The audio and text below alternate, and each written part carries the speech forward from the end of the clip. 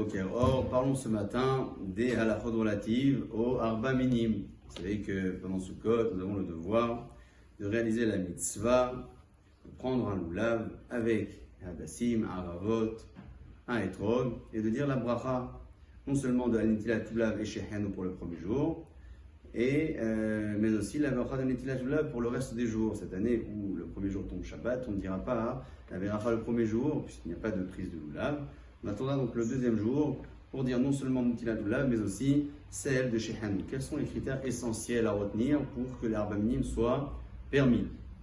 Il y a de nombreux cas dans la halakha, des cas que le Shulchan Aruch cite sur les différents problèmes que l'on peut rencontrer sur l'une de ces espèces. J'en citerai quelques-uns pour parler du loulav dans un premier temps. Un loulav doit avoir au minimum 3 tfarim plus 1 pour le tenir. Ça correspond à environ 32 cm de hauteur, c'est pas grand-chose, qui ne soit pas desséché, ça on peut le voir en apparence. Et on regardera bien que la tiomètre, c'est-à-dire la tige centrale, quand vous ouvrez un loulav, s'il est ouvert, chacune de ces feuilles est doublée, c'est ce qu'on appelle une tiomètre. Il faut que ces feuilles soient bien dédoublées. S'il y en a quelques-unes qui sont détachées l'une de l'autre, c'est pas grave, mais si la majorité sont détachées l'une de l'autre, c'est problématique. Donc on regardera bien à l'intérieur du loulav, voir que ces tiomètres sont bien rattachées. Elles sont dédoublées, mais elles ne sont pas détachées. Il faut voir qu'elles sont bien rattachées au moins en majorité. Pour le hadas, c'est un Eitz Avot, comme la Torah le prénomme, un bois qui est tressé.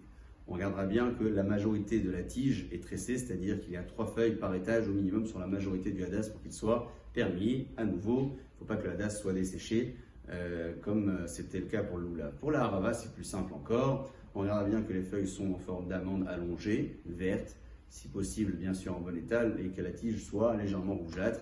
C'est le vrai hadas. Le hétrog, on prendra un hétrog qui part du vert vers le jaune, c'est bien aussi qu'il soit légèrement jaunâtre, et sur lequel il n'y a pas de taches. Alors bien sûr, il peut y avoir des taches sur un hétrog. Si la tache est marron, c'est pas grave, ça fait partie de la tache, de la couleur du hétrog. Mais si la tache est noire, tout dépend où elle se trouve. Si elle se trouve dans le niveau bas du hétrog, une petite tache noire, c'est pas grave. Tant que c'est pas majoritaire sur l'espace, c'est pas grave. Si par contre la tache noire, elle se trouve sur le nez du hétrog, le nez, c'est l'endroit où ça monte.